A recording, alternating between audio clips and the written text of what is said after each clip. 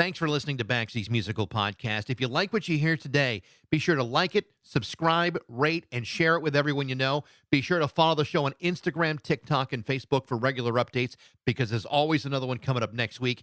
Thanks to Metro Chrysler Dodge Jeep Ram of Chicopee for their support.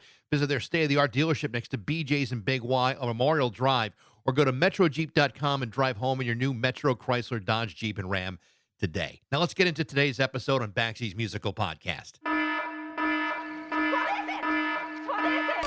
It's Baxie's Musical Podcast.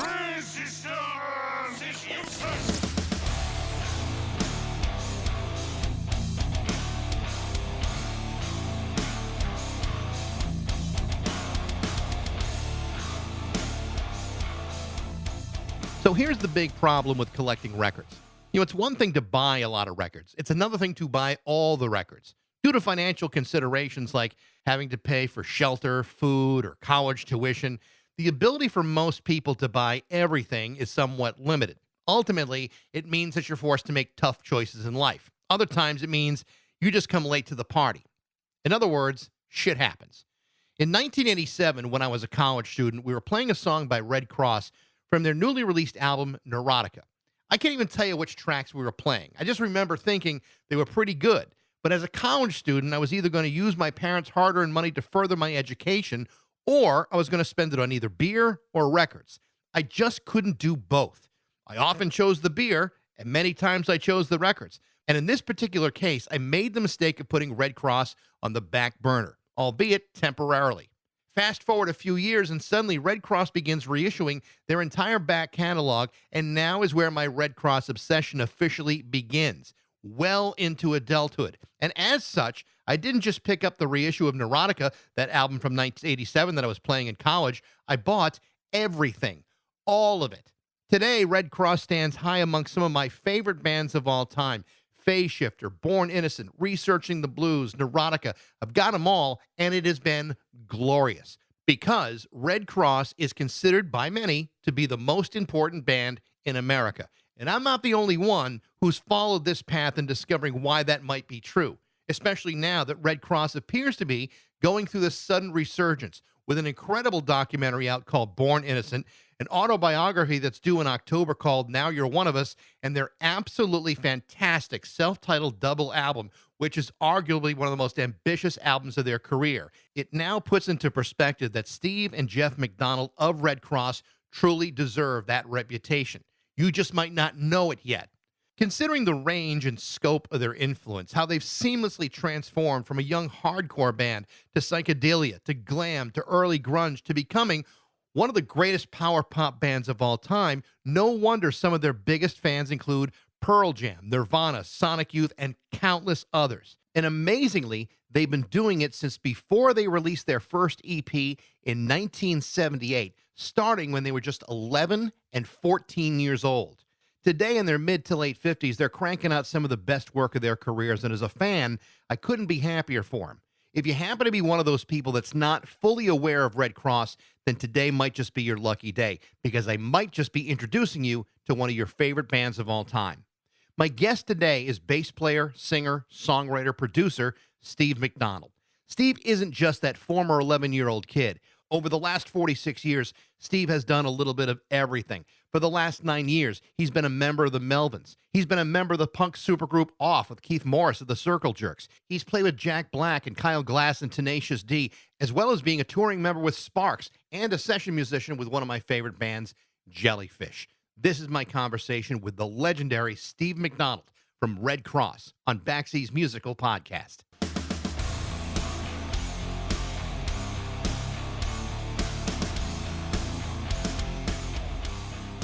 I have become a big fan over the course of years. And like a lot of people, I probably came to the Redd Kross tent a little bit late in life. You and I are about the same age. And I remember playing stuff from Neurotica back in college radio and liking it, but not, investing in it. Apparently I had to pay for an education too. So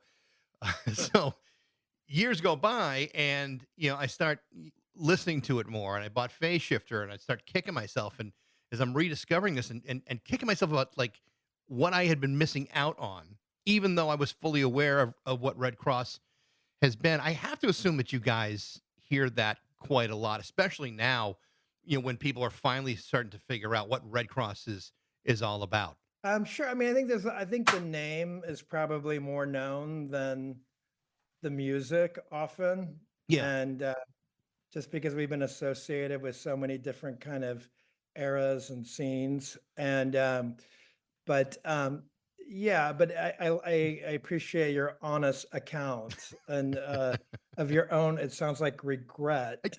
you know what? It happens all the time. It's like, you know of a band that's out there, and then like late, like really late, all of a sudden you realize, what was it about this band that people loved? And then that's what I sometimes find myself doing, like, oh shit, how did I not know this? How did I let this escape?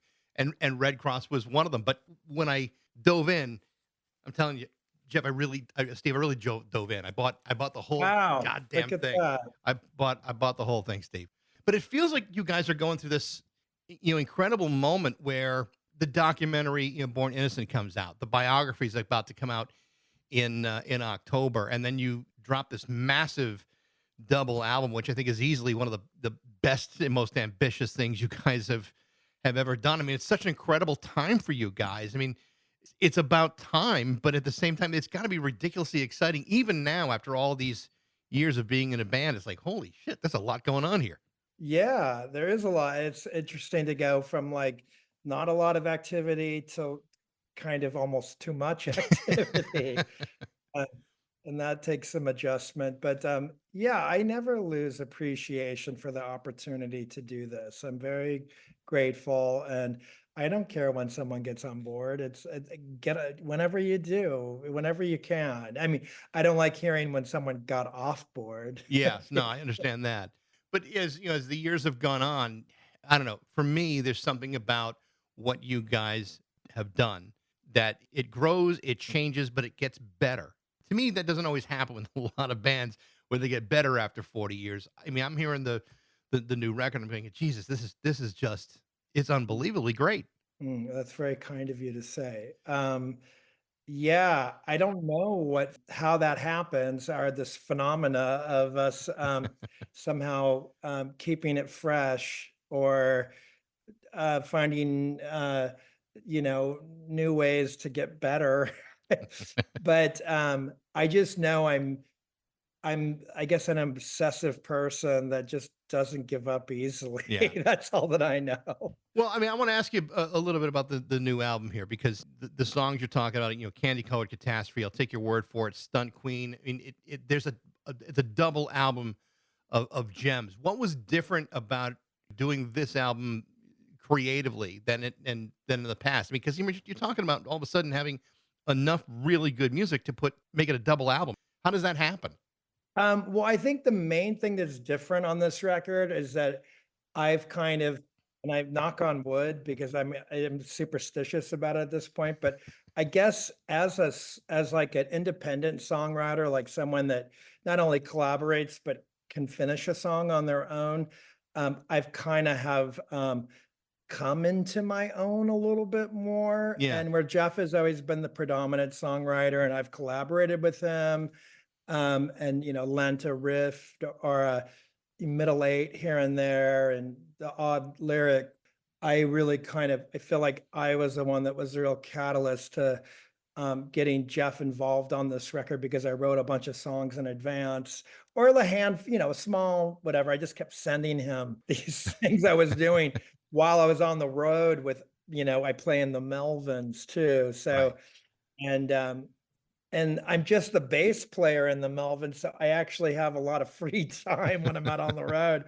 And so I figured out a way to like, make even better use of that time. And that I bring a little guitar with me. And at any rate, yeah, so I just kept sending him stuff. And I think it kind of became apparent to him that was like, hey, I think that we're going to make another record soon.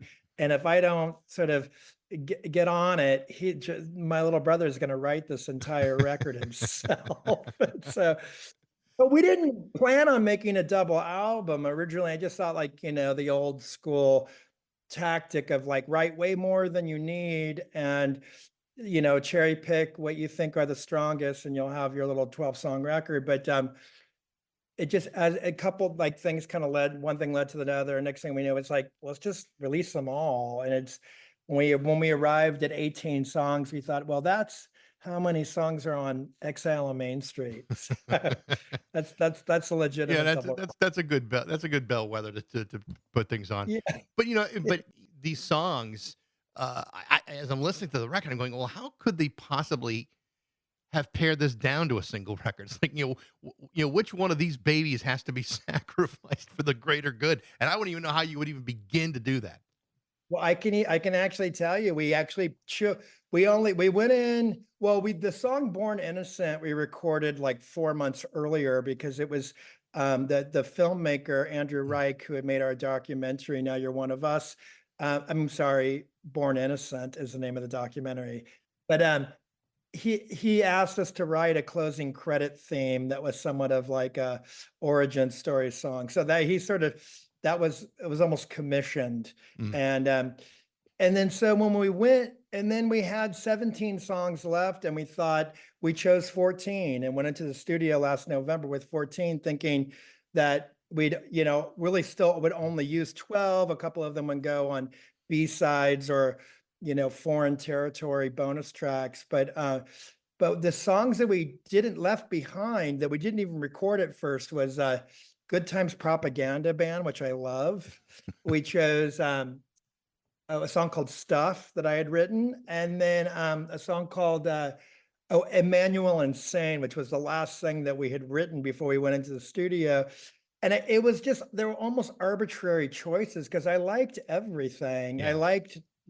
And then I ended up, as they were fleshed out in the studio, I loved everything. But those 14 that we'd gone in with had gone so well. And when we realized we had a little bit more time to finish, we were just like, let's record those other 3. And we just kind of convinced our team that we were working with, Josh Klinghoffer and Michael, our engineer. We just asked them if they, do we have a couple more weeks? Are you guys down to do this? And so that's a little bit, but like I said, there were like arbitrary choices. And once we saw what these songs could be, because they were very rough demos, we demoed everything, but they were rough. And once we saw what they could be, then we were really excited to hear what these other songs could be. And like I said, yeah, some of the last 3 that we did turn out to be some of my favorites. So it was kind of a weird process. Yeah. It was, You mentioned Born Innocent, the final song on the album. And, and it pretty much tells the entire story of the band. And like a lot of guys in our mid to late 50s and the midlife crisis that we're just getting out of. I mean, you're reflecting a lot more on your life and the things that get you to 55 and older. In the process of doing that, book, a movie, and even the song and the record, I mean, what are you guys kind of discovering about yourselves and each other during this whole process? Well, I mean, what are we discovering? Well, I mean, I think the thing that I'm discovering is that that things always change, Mm-hmm. and that's inevitable, and and sometimes it's scary, but it also seems to be there's a tension that comes with change often, but it's also like that's what keeps something vital. And here's sort of a lofty metaphor. I think about plate tectonics. Not that I'm a scientist or anything, but like the Earth, there's these plates that are constantly moving and changing, which causes really intense things to happen on the planet, like volcanism or volcanoes. And this pressure mounts, and then there's explosions, and which are catastrophic at times. And those, but also that's what creates our atmosphere. That's what creates a living, breathing planet. And other planets that don't have these changes are dead planets or dead moons or whatever. And I think that's what happens with our band, our little microcosm. It's like my brother, our roles are changing at times, and it causes friction, and it can even cause an explosion here and there. But at the same time, it's also the life's blood, and maybe that's part of what explains some of the things you said earlier about this growth. And just one of the most, and once again, back to my songwriting, I think that that's been one of the more obvious things. And once again, knock on wood, because I mean, maybe I'll dry up tomorrow. I have no idea. So I watched the documentary and I thought it was great. But one of the things that sticks out in my mind is that you keep hearing over and over again, that Redd Kross is the most important band in America. I mean, you're being introduced that way. Peers are mentioning you, talking about that way. Thurston Moore is saying it because you can't have a documentary without him. Buzz and Dale from the Melvins are saying it. I mean, what do you do with that? I mean, how do you even process that kind of praise from people you admire? And, in the case of the Melvins, people you've even worked with. I don't even know how you would wrap your head around something like that. Well, my particular pathology is to be dismissive. And because first I just kind of, I've seen the movie only a couple of times, and it's been in theaters with people, and that makes me I leave my body, so to speak. But then I think, yeah, my particular pathology is kind of go like, yeah, but have we proven ourselves? And which I don't know what that is from, but yeah, whatever. I'm very grateful and humbled and honored that people would pay attention to anything, much less heap that kind of praise. And I also kind of understand the practical thing. It's like the filmmaker was inspired to tell our story, but I think he also had this goal of helping us reach a larger audience. So he had this agenda of like putting it out there that we are deserving of a reconsideration or a first look or Yeah. whatever, or what have you. And he made this film that in many ways I think is a great primer for people who know nothing of us, haven't heard a single note.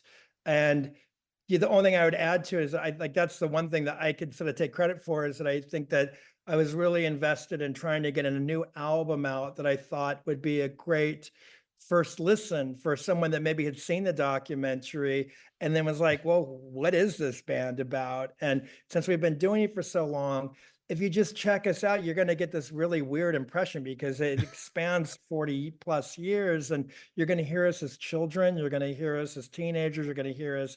And I really wanted people to hear what we're capable of now. Yeah. So that's why I'm so invested in getting this record done in time for this. But the story behind you guys is absolutely insane. I mean, it just so I read the book and I saw the documentary pretty much at the same time, and it was all I could imagine is trying to imagine what my parents would have said if I said I'm going to start a band at 11 years old and wanted to go play gigs. I mean, I would imagine my mom wouldn't, even let me out of the house and did my homework or clean my room if I want to go play with my nice friends from Black Flag. I mean, to make a career decision at 11 years old seems impossible to me. But your parents condoned a lot of this. I mean, they really did do quite a lot to make this happen. Tell me about their reaction to all of this, especially, what is it, 1978 at this point? I mean, you're talking about, like really early on in the hardcore scene in Los Angeles. I mean, it's remarkable. Yeah, they were remarkably supportive, all things considered. And yeah, I mean, well, the one thing, as far as me granted outrageous freedom. So a couple things to consider. One is that it was still the 70s. People had a sort of different mentality then. There wasn't really the helicopter parenting that I'm guilty of now. But and then also I had an older brother, Jeff, and he's 4 years older, almost 4 years older. So when I was 12, he was going to be 16 at some point during the year. And he just really liked having me around. It was sort of strength in numbers. And so, but I just think that, my parents, who are often, people will make an assumption that we grew up in this like enlightened hippie kind of environment. It's not the case. My parents are working class, salt of the earth people that not particularly, into the arts or anything, but they could recognize that we were really driven about something that didn't seem to be too dangerous. And they just intuitively knew to support our drive. Yeah. And in a very kind of forward-thinking way. So I'm very grateful for that. It's very much like the 1970s approach of like, no kid of mine's going to wear a helmet on a bike. But there are parts of this story that when you look at it does sound kind of unimaginable. Everything from an abduction to David Cassidy to like a million other things. I mean, you lived it. I mean, it's one thing to live it. It's another thing to like, from the outside looking in.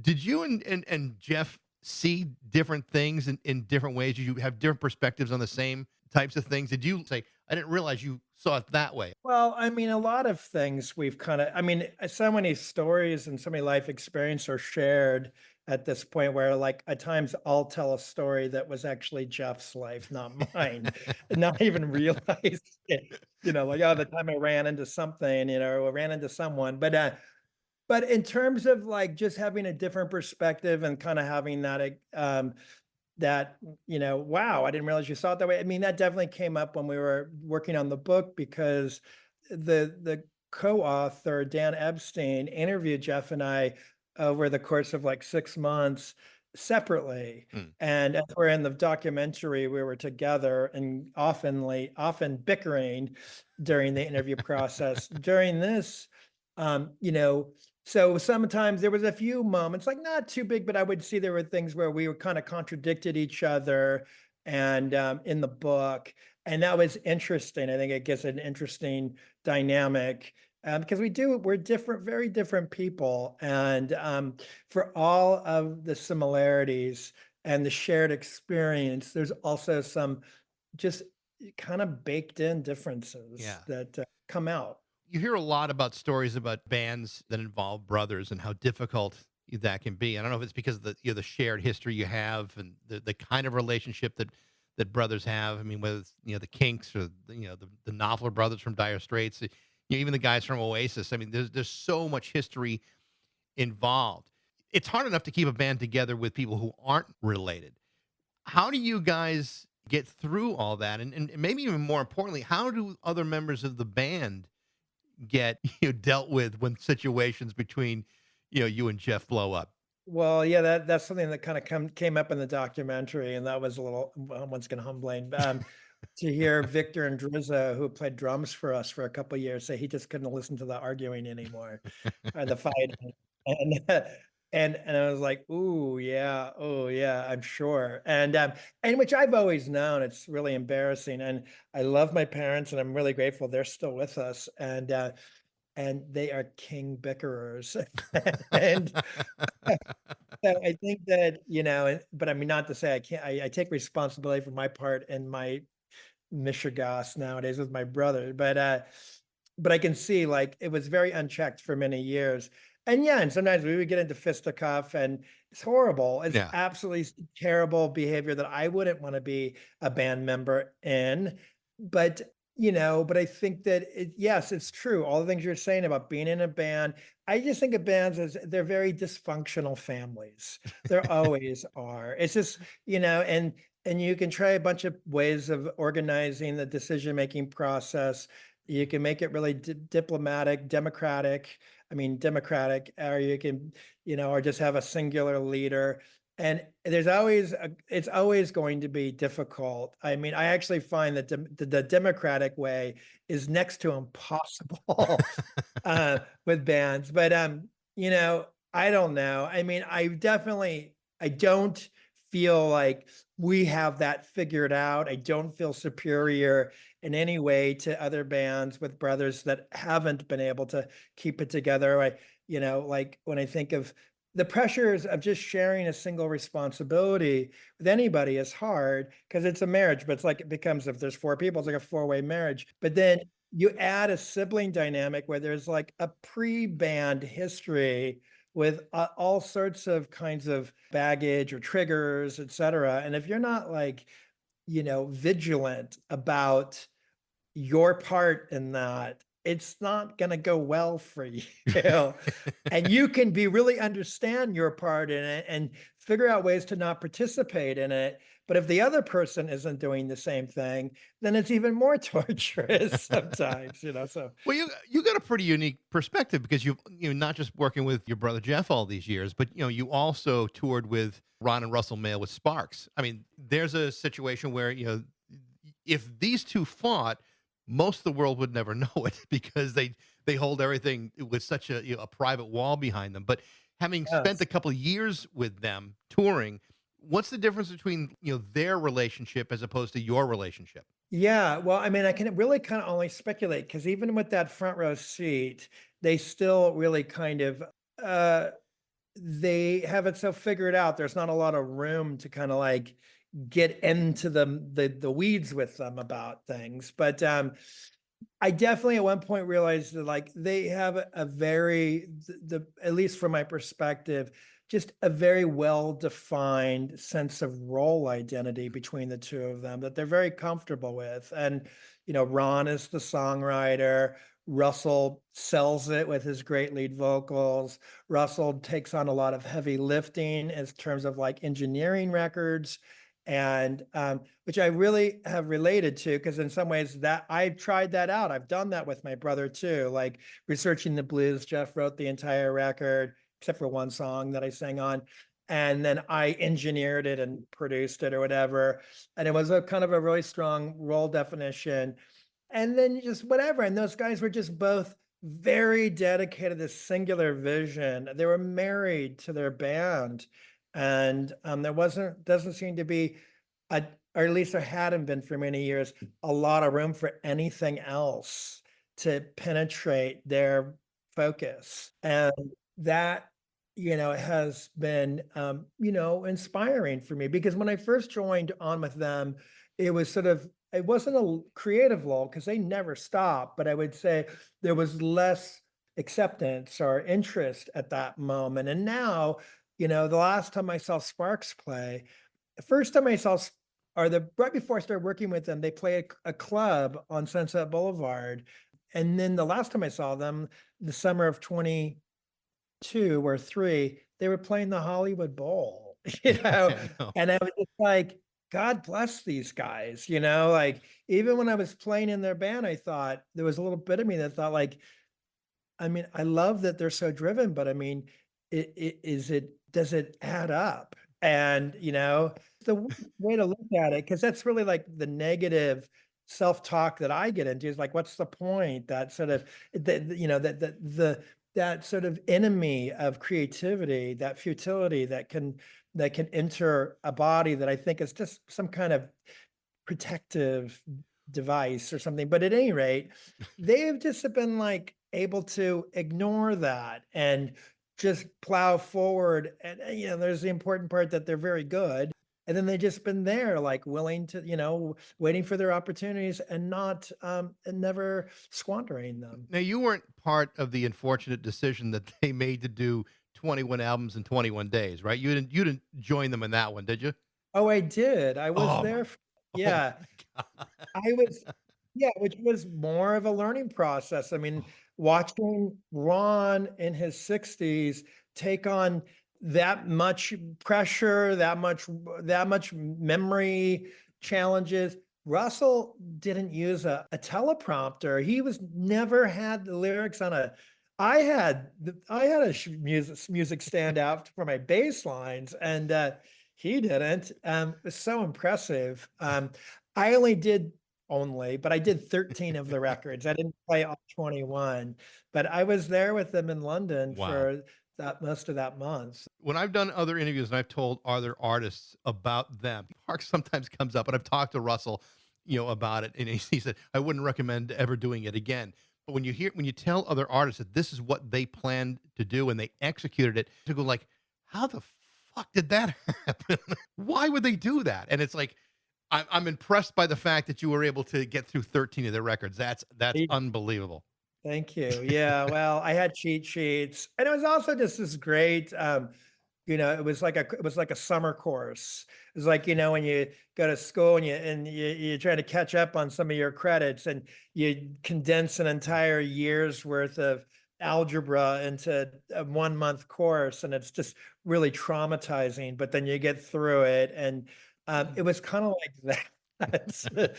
And but it's also just great, master class and brilliant songwriting, and just and once again, just watching these guys put themselves under such stress, and then seeing them not crack ever, and is inspiring. And I'd like to think some of that's rubbed off on me. Yeah. You've done a lot of stuff outside of Red Cross. I mean, you did the Melvins. You worked with Keith Morrison off, and we just talked about Sparks. But you also did something. If I don't ask you about this, I'm going to want to kick myself in the pants for not mentioning this. You also did session work with Jellyfish on their first album, Belly Button. I've interviewed both Roger Manning and Jason Faulkner a couple of times, and their two albums I think are absolutely unbelievable. There is so much connectivity between Red Cross and Jellyfish, at least to how they presented themselves. It's almost undeniable in a lot of ways. They both acknowledge how important Red Cross was to them. Tell me a little bit about working on that first album and what your thoughts are about it. Well, first off, I should just make clear, I did play on the first album, but only on 2 songs. And there's really brilliant bass work on that record, and most of that's Jason Faulkner. Yeah. So I don't want to take credit for too much. But it was great. It was super.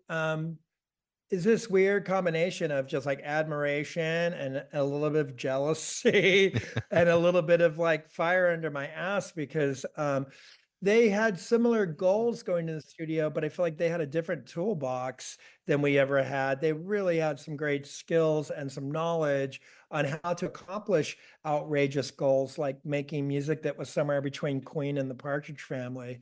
And because it's like, sure, that sounds like a great comp. I'd like to see you try to do it. And then they had some skills to make it happen in a way that like I didn't possess. They even inspired me at some point to as we're the band that wrote the song, notes and chords mean nothing to me, which in the early 80s, I did find myself sometime after working on Jellyfish being like very curious about learning more about, theory and, more about notes and chords, and wondering if they should mean anything to me, and at least being able to name them and communicate about them. And so I went to just talking about school a second ago.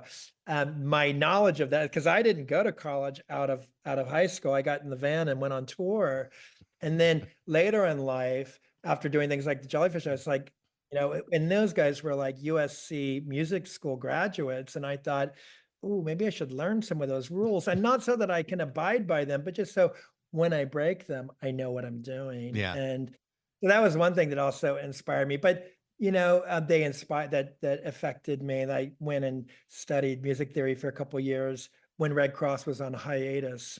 One of the things that I've always admired about Red Cross, and I think this is one of the things that makes bands like yours so much fun, is that you've never ever shied away from acknowledging the music that you love. You mentioned the Partridge Family, but I mean, you guys have played covers throughout your entire career, like you did on Team Bass from Monsanto. You play Kiss and ABBA and Jesus Christ Superstar, and other bands have done that. The Dickies and the Replacements, even Golden Shower of Hits is maybe from the Circle Jerks is maybe an unappreciated masterpiece.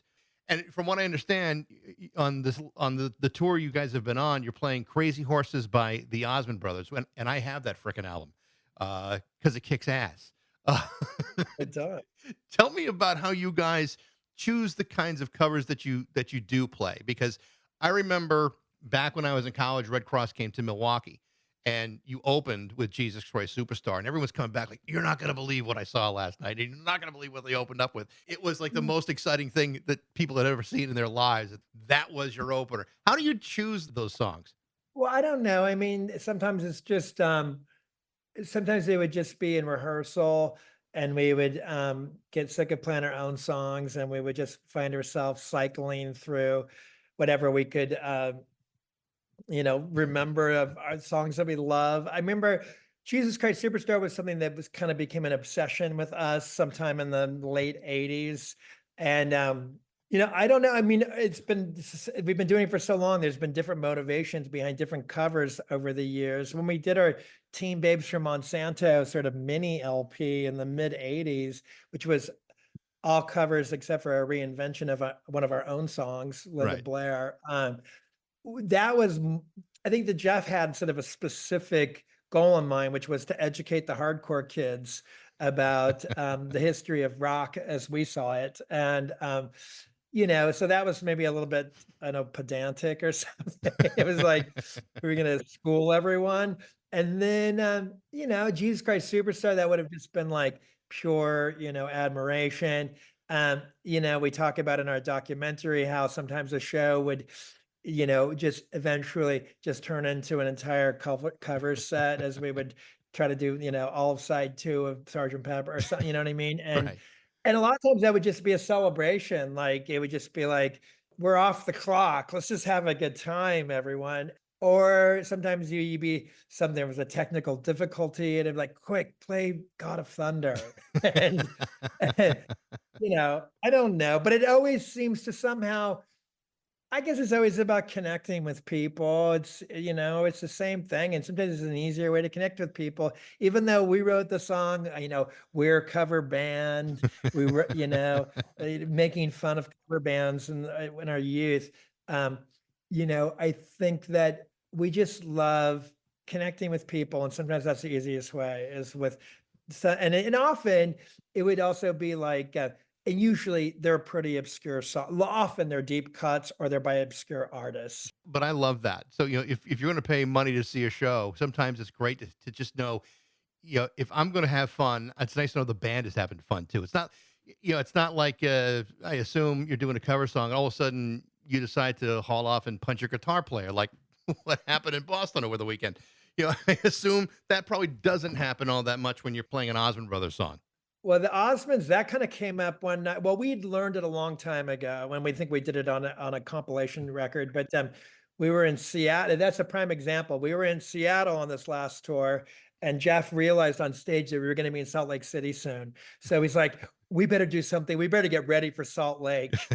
And on stage just said, let's do Crazy Horses. And we gave it a shot and made our way through it. And it just went really well. Yeah.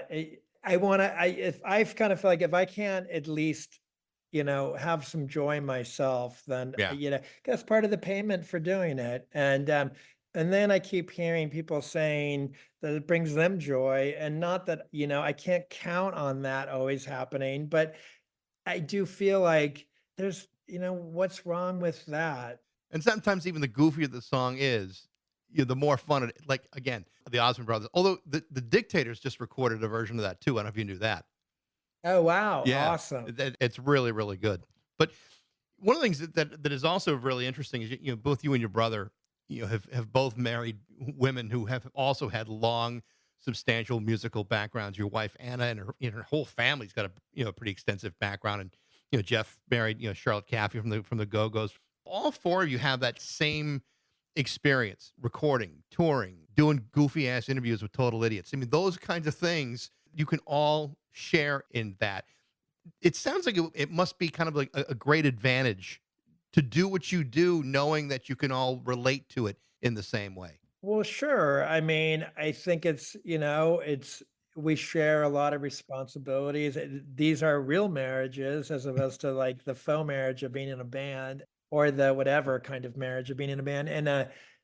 And so for me, it's very important that whoever, that the person I'm with can understand, in ways that it's impossible to articulate sometimes why you do what you do. And when we first got married, neither one of us were touring much, but I just wanted to make sure that I never misrepresent myself. And I think that, and also just like I just have always been attracted to that creative spark in other people as well. And so, it makes sense that both of us.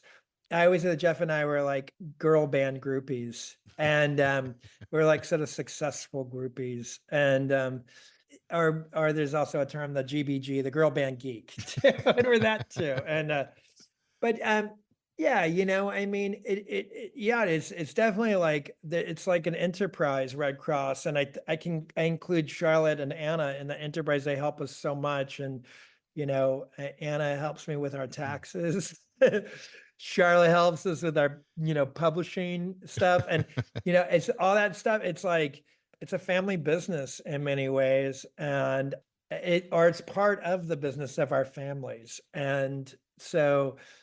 Yeah, I don't know who else would be able to stomach it other than people who have been in the trenches themselves. I would imagine that you got a movie, a book, an album, but someone's still selling you. Hey, Steve, the trash needs to be emptied. Could you open up a jar? Can you lift this? That kind of thing. That kind of stuff still never ends, no matter how big of a rock star you may be. Or do you think you're really cool when your kid is like cringing?